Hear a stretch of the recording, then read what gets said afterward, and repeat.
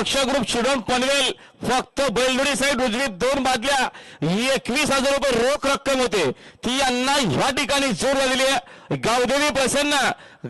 प्रसन्न विभा शिवाजी पाटील पडलेगाव व सार्थक निवृत्ती निगुकर घोट MRDC ती दहशत त्याला घाबरते